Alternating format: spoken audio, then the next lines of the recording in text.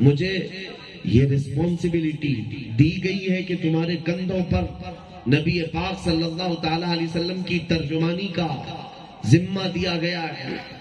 تمہیں اس بات کا احساس ہر گھڑی ہونا چاہیے کہ صرف میرا نام احمد عبداللہ خالد حامد نہیں، میرا نام غلام محمد بھی ہے. مصطفیٰ کریم صلی اللہ علیہ وسلم کی غلامی کا رشتہ مجھ سے جڑا ہوا ہے، اس لیے دنیا کبھی میری غلطیوں کی وجہ سے حضور کی طرف انگلی نہ اٹھائے. اس بات کا احساس جب تمہارے ساتھ رہے گا، پھر اللہ کی ذات پر توکل اور یقین رہے گا، پھر کسی اور طاقت کی تمہیں ضرورت نہیں میرے عزیزو. اللہ وہ عالم الغیب والشہادہ، وہ قادر مطلق آج بھی قدرت رکھتا ہے تمہاری مدد کے لیے فرشتے بھی اتارے. آج بھی وہ قدرت ہے رب ذوالجلال کی، اور ہمیشہ رہے گی کہ وہ چاہے تو چڑیوں سے تمہاری مدد کرے، چاہے تو وہ چونٹیوں سے تمہاری مدد کرے، چاہے تو مچھروں سے تمہارے دشمنوں کو ہلاک کرے. شرط یہ ہے کہ تم وفادار مصطفیٰ تو ہو جاؤ، تم نبی پاک صلی اللہ علیہ وسلم کی غلامی میں اس اعلیٰ پیمانے پر اتر جاؤ جس پر صحابہ، تابعین اور اولیاء سلف صالحین تھے. میں ایک مثال آپ کو بتاتا ہوں. حضرت سلمہ بن اکوع ایک صحابی ہے، ان کو راجل رسول اللہ کہا جاتا تھا. یعنی کسی بھی غزوے میں جاتے تو پیدل جاتے، کبھی گھوڑے کی سواری نہیں تھی. لمبے لمبے سفر چل کر کے چلتے، اور بھاگنے کی طاقت اتنی زیادہ تھی کہ کوئی تیز گھوڑا بھی ان کو پیچھے نہیں ڈالتا.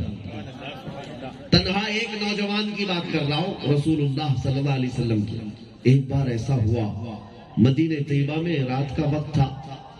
قارہ ایک جگہ ہے، وہاں سے کچھ چور لوگ آئے. ایک شخص ہے جس کا نام عبد الرحمن قاری، وہ 400 لوگوں کو لے کر مدینے پر حملہ بنا. باغیچوں پر حملہ کیا، کھجوریں لوٹ لیا، کچھ جگہ آگ لگایا. کوئی تھا نہیں مدینے میں، سب سوئے ہوئے تھے. کھجوریں لوٹ کر کے جب وہ نکلنے لگا تو حضرت سلمہ بن اکوع ان کی نظر پڑ گئی ان چوروں کی ٹولی پر. ہوتا کیا میرے عزیزو، 400 کی جماعت لوٹنے آئی ہے اور تنہا سلمہ بن اکوع ایک صحابی.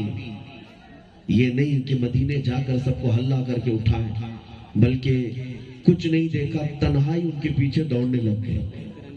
تنہا 400 کی جماعت کے پیچھے دوڑنے لگ گئے.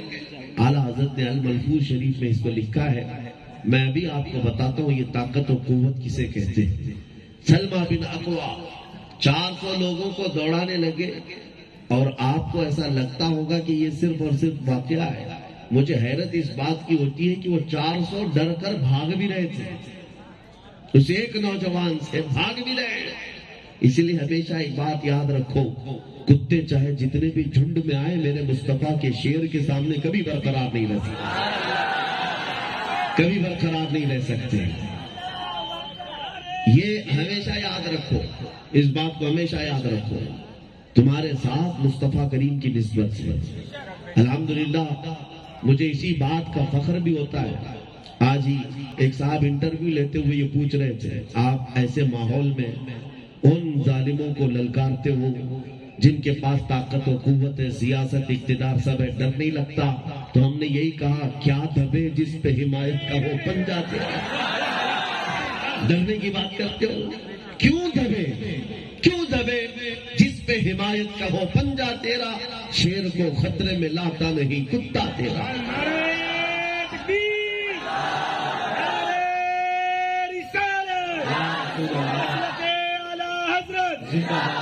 علامہ مفتی سلمان اظہری صاحب قبلہ